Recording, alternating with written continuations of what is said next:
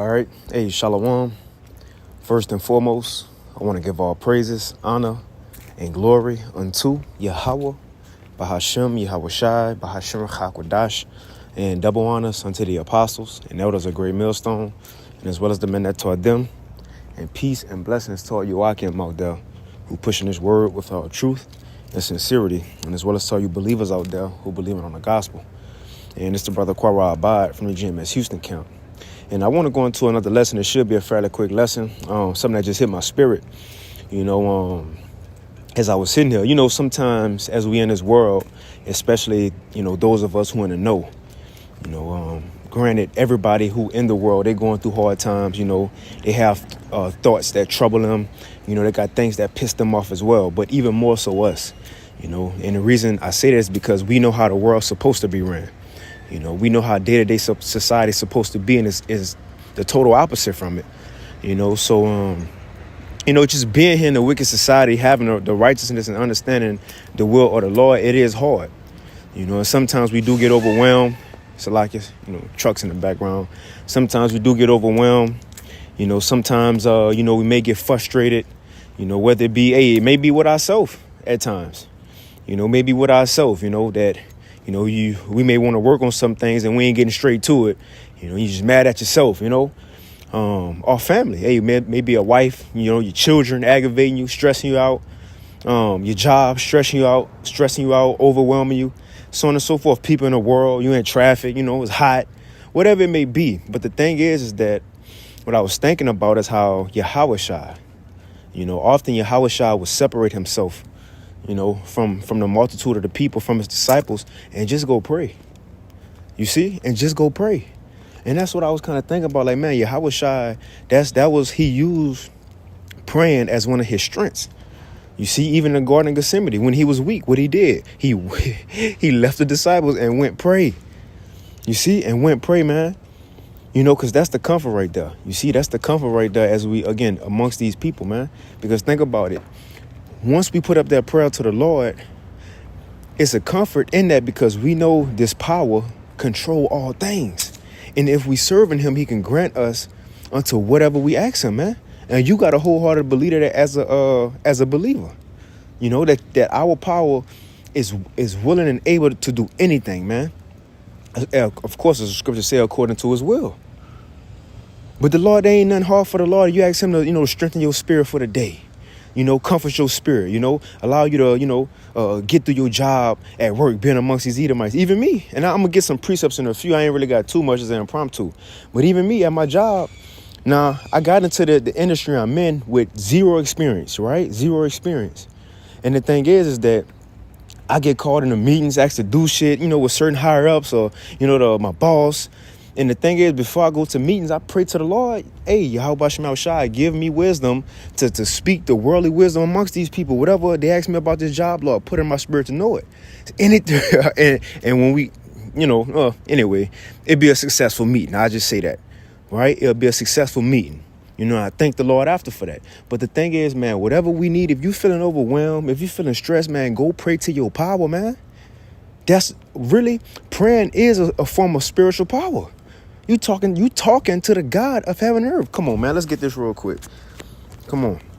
So I just typed in on Google. Now, of course, I said Jesus, but we know Yahweh Shai. So I said Yahweh Shai went away and prayed. KJV, just to see what it pulled up. Now, this is the AI overview. It says the King James Version contains several passages about Yahweh Shai going away to pray, such as Mark 1:35, which states, and in the morning, rising up a great while before the day. And that's how I be feeling, bro. Like, I don't like to get up when the sun up. I feel like I'm already behind schedule. Matter of fact, so I was talking to my neighbor the other day, Mr. Mike, and he got a son, and his son about 20-something, 24, just had his first child. And he was pretty much telling his son, he was like, look, you need to get your ass up in the mornings. He was like, when you was staying here at my house, because his son was at his house, it's my neighbor, so we was all together, talking. But he was like, when you were staying at my house, who was the first one up? His son was like, you. And he was like, he said my government name. He was like, I always see him up 5, 6 in the morning already outside, so on and so forth. And he was like, how you gonna be the leader of your house and you the last one to get up? And it hit my spirit like, man, because I never, even as a little kid, I always wanted to wake up first before look, this is before alarm, we ain't really had alarms like that, a phone alarm. But I used to want to wake up first before my brothers and sisters. Look, to either get on the game or get on the computer or get on MySpace or something. But the thing is, getting up early, man, start your day early before you even get a chance to stress out, before somebody even get a chance to offend you, before you even got to get in traffic and just be on side of people, man, before you got to go to work and deal with Edomites. Go wake up early, read, study, whatever it may be, but put them prayers up to the Lord so that your request could guide you throughout the day. Or the request you put up for the Lord, he can, grant that unto you throughout the day, man. But let's read on. It says, Mark 1:35, which states, and in the morning, rising up a great while before the day, he went out and departed into a solitary place, and there he prayed. Solitary, alone, isolated.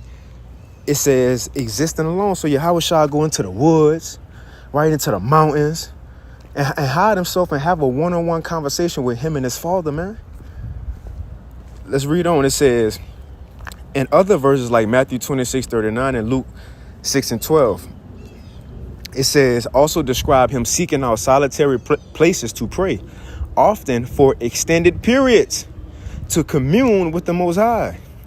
It says examples. We read Mark 1:35. Let's read Luke 6:12. It says, and it came to pass in those days that he went out into a mountain to pray and continued all night in prayer to the Most High. Think about Yahushua, man. This man prayed. He wouldn't just go and say, God, thank you for waking me up today. I just pray that no nigga try me today. A prayer of a person in the world. I pray you, bless me with rich. He ain't go today. No, Yahushua was a man who was stressed. He was going through a lot. He was troubled, man. He was afflicted, as it said in Isaiah 51. He, just like us, he knew he had a role and a lot that he had to fulfill, and he knew what righteousness was, and he was living in a world that was the opposite of it. You see, he had to go out and push the word against opposition. So yes, he had to go let off steam by praying to his father.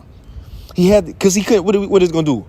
Start beating niggas up, right? Start cussing nigga out, start getting out of character and start getting outside of his lot? No, man. Just go pray and let the Lord handle it. A lot of shit that stress us in this world be other people. The thing is, what you going to do to them other people? And if you do something, you're going to jail. So just pray to the Lord and he going to take care of our, our light work for us, so to speak. That's just how, we should look at it. But it says, let's read another one. Matthew 26:39. And he went a little farther and fell on his face. Now, this was when he was weak, right? When he was weak and he was about to get crucified. Now, think about how he felt. He could have did anything he wanted to. Think about this. Yahushua, at the time he was about to get crucified, he could have did anything he wanted to. Guess what's the first thing that came to mind for him to do? Pray. Pray. And he did it, I think, 2 or 3 times. Pray. It says, and he went a little further and fell on his face and prayed, saying, O my Father, if it be possible, let this cup pass from me. Nevertheless, not as I will, but as thou will. Luke 5:16, and he withdrew himself into the wilderness and prayed, man. You see? And prayed. But let me see if I get another one. Anything you ask. This is John 14. And Yahushua, he in spirit, he prayed a lot often. He prayed a lot, obviously, because he communed with his father. But in spirit, I believe he did it a lot to show us that superpower, man, that we should do it. Because he going to say this, what I'm about to read here. Because if it worked for him, look, when I prayed, the Lord got me through it. My father got me through it. So y'all can pray and ask for anything.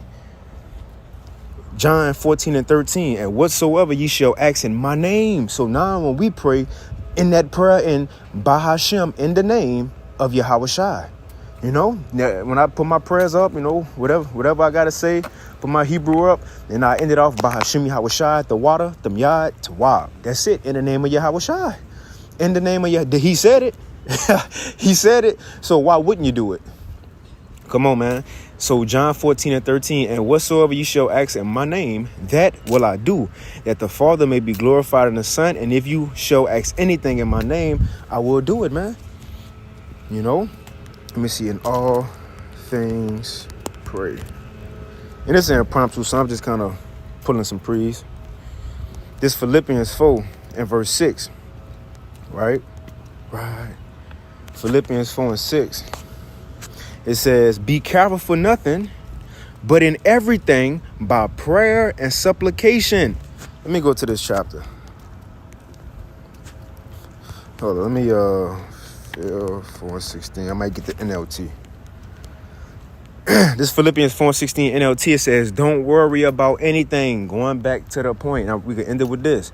If you overwhelmed in this world, if you stressed out, right? If you mad, you know, so on and so forth, pray to the Lord. Get these spirits off me. Lord, get these spirits from around me, right?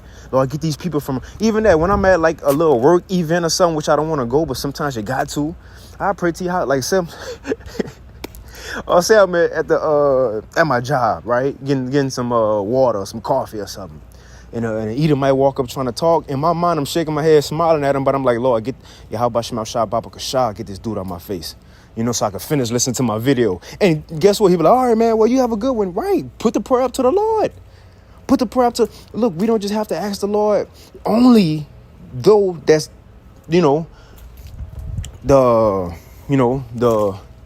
the more reasonable request is spiritual things, but we can ask the Lord literally for anything, man, to get us through this world. You see, to get us through this world, whatever it may be. If you in a rush, and I'm just giving out random examples. You heard me getting the store, you ain't got no parking spots. Yeah, how about Shema Shah open up a parking spot for me? I say these examples because it happened before. And he'll get you one right in the front, on side the handicap. You see, but the point is just pray, man. If you stress, just pray. If you worry, just pray. You know? Philippians 4:16 and NLT. Don't worry about anything, because I say this. Once you get that off, it's like a stress gone, you know? It's like a reliever, a weight lifted off your shoulder, you know, because you got that request out to the Lord instead of just holding it in. And now you know it could be done. Philippians 4:16. Don't worry about anything. Instead, pray about everything. And tell the Most High what you need and thank him for all he has done. That's it, man. And that's it. It says, and then you will experience the Most High's peace. See, once you pray, then you will experience the Most High peace. Then you will be at ease. It says, then you will experience the Most High's peace, which exceeds anything we can understand. His peace will guard your hearts and minds as you live. And Mashiach Yahushua. See, come on, man. So you can't get around it. Once you put that up, get that request off, that's a weight lifted off your shoulder. And then you go be at peace, because now you know you put it up to the Most High. And he could very well take care of it, man. But I'm going to end it right there. Lord willing, this lesson was edifying. I want to give all praise to Yahweh. By Hashem Yahushua, by Hashem Rachak Wadash. And with that, shalom.